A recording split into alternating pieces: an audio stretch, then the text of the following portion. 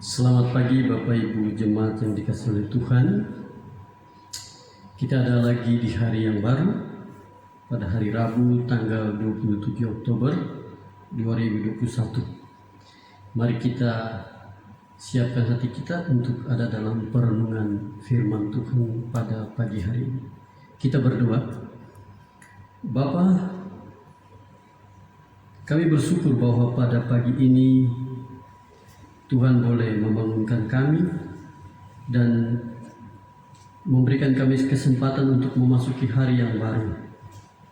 Pada hari Rabu tanggal 7 Oktober, sebelum memulai segala aktivitas kami di hari yang baru ini, kami mohon Tuhan pimpin kami lagi melalui kebenaran firman-Mu.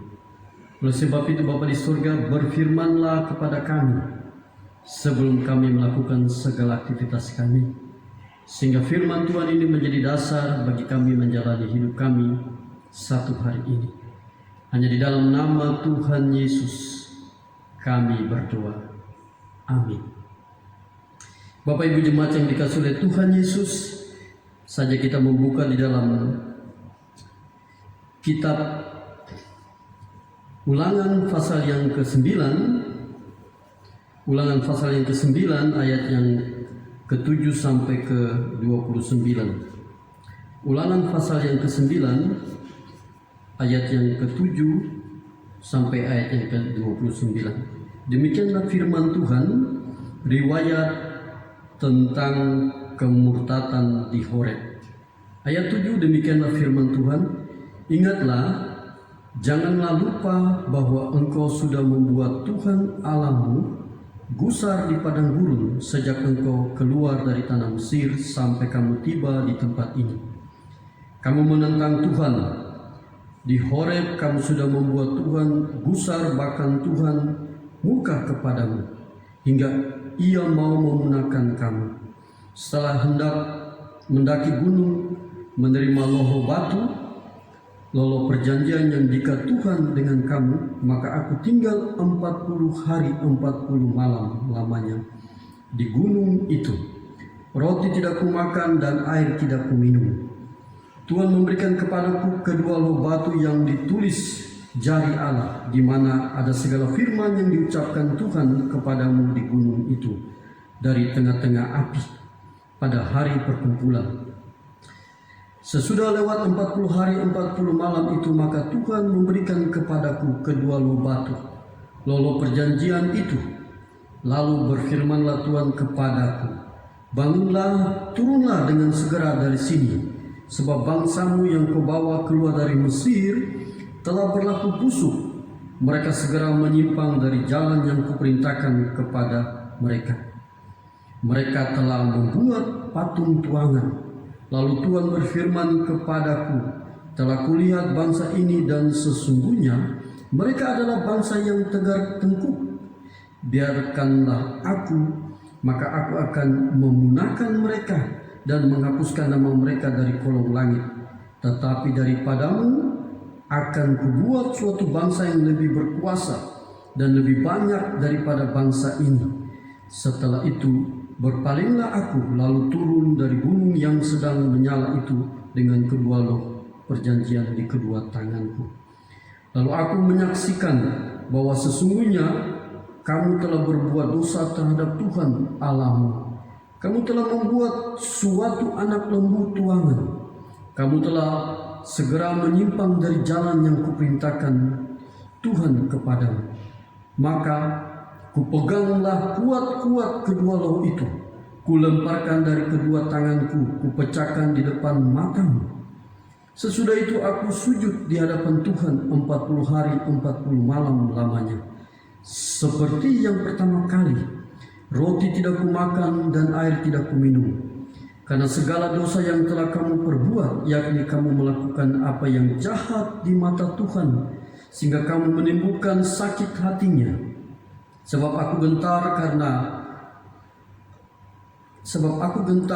karena murka dan kepanasan amarah yang ditimpakan Tuhan kepadamu, sampai ia mau memunahkan kamu. Tetapi sekali ini pun Tuhan mendengarkan aku. Juga kepada Harun Tuhan begitu murka hingga ia mau membinasakannya. Maka pada waktu itu aku berdoa untuk Harun juga. Tetapi hasil perbuatanmu yang berdosa, yakni anak lembu itu, ku ambil, ku bakar, ku hancurkan dan ku giling baik-baik sampai halus menjadi debu, lalu abunya ku lemparkan ke dalam sungai yang mengalir turun dari gunung. Juga di Tabera, di Masa dan di Kibrot Ta'awa kamu selalu membuat Tuhan gusar. Dan ketika Tuhan menyuruh kamu pergi dari Kades Barnea dengan berfirman, majulah dan dudukilah negeri yang kuberikan kepadamu itu, maka kamu menentang titah Tuhan Allahmu. Kamu tidak percaya kepadanya dan tidak mendengarkan suaranya. Bahkan kamu menentang Tuhan sejak aku mengenal kamu. Maka aku sujud di hadapan Tuhan 40 hari 40 malam lamanya. Aku sujud karena Tuhan telah berfirman akan memunahkan kamu. Dan aku berdoa kepada Tuhan, kataku, ya Tuhan Allah, janganlah musnahkan umat milikmu sendiri yang kau tebus dengan kebesaranmu dan yang kau bawa keluar dari Mesir dengan tangan yang kuat. Ingatlah kepada hamba-hambamu, kepada Abraham, Ishak dan Yakub. Janganlah perhatikan ketegaran bangsa ini ataupun kefasikannya dan dosanya, supaya negeri dari mana engkau membawa kami keluar, jangan berkata, sebab Tuhan tidak dapat membawa mereka masuk ke negeri yang dijanjikannya kepada mereka, dan sebab bencinya kepada mereka, maka ia membawa mereka keluar untuk membunuh mereka di padang gurun. Bukankah mereka itu umat milikmu sendiri yang kau bawa keluar dengan kekuatanmu yang besar dan dengan lenganmu yang terancung? Demikianlah firman Tuhan.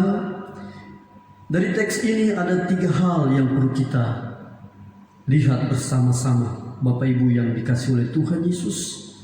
Ayat yang pertama sampai dengan ayat yang ke-17, Musa memberitahukan kembali kepada generasi baru yang hendak memasuki tanah Kanaan bagaimana keadaan bangsa Israel di depan gunung Horeb atau gunung Sinai, ketika Musa selama 40 hari di atas gunung menerima 10 hukum Tuhan. Mereka menyembah berhala, yaitu anak lembu emas, sehingga Tuhan murka dan memusnahkan mereka semua di padang gurun. Dan bagian yang kedua ayat 18 sampai ayat yang ke-24, Musa menyampaikan kembali kemurtatan bangsa Israel baik di Horeb maupun di Tabera, sehingga Tuhan berikhtiar untuk melenyapkan bangsa Israel dari muka bumi.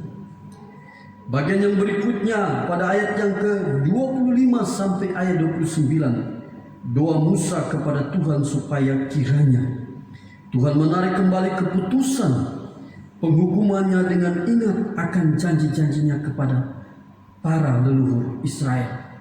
Generasi baru bangsa Israel dapat hidup dan menikmati masa depan di tanah Kanaan, karena Tuhan berkenan mengampuni dosa mereka dan membiarkan generasi baru Israel memasuki tanah Kanaan, supaya mereka hidup sebagai bangsa yang baru dengan cara baru dari Tuhan. Melalui firman Tuhan ini, mari kita melihat bahwa Allah selalu memakai sejarah sebagai perantara untuk menyatakan isi hati Allah kepada setiap umat, setiap bangsa, bahkan setiap orang yang percaya kepada Dia. Tuhan hendak memperbaharui kehidupan dunia. Karena itu Ia menggunakan suatu generasi baru. Kita lihat dalam sejarah bangsa Israel, Tuhan menunjukkan bahwa Dia Allah yang tegas terhadap dosa dan ketidaktaatan. Tetapi Dia Allah yang mengasihi orang-orang yang taat kepadanya.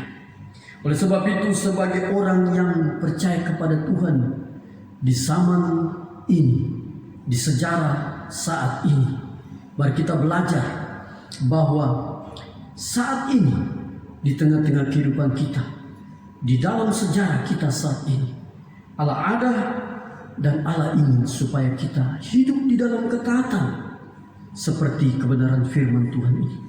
Ketaatan membuat kita akan diberkati oleh Tuhan. Ketidaktaatan membuat kita tidak diberkati oleh Tuhan, membuat kita jauh daripada Tuhan. Oleh karena itu, mengawali hari ini, mari kita hidup di dalam ketaatan kepada Tuhan dan mengasihi Tuhan.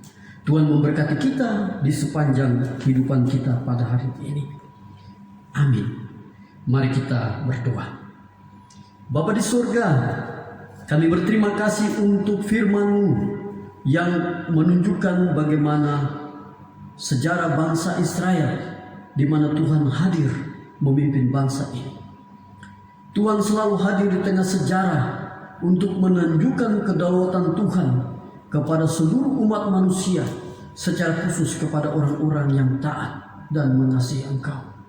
Bapa di surga, biarlah melalui kebenaran firman Tuhan ini kami diajarkan untuk sebagai orang percaya hidup di dalam ketaatan kepada Engkau hari lepas hari, di dalam menjalani hidup kami sebagai orang yang ada di tengah-tengah dunia ini, untuk tetap berharap kepada Tuhan walaupun ada begitu banyak tantangan yang kami hadapi sebagai umat Tuhan.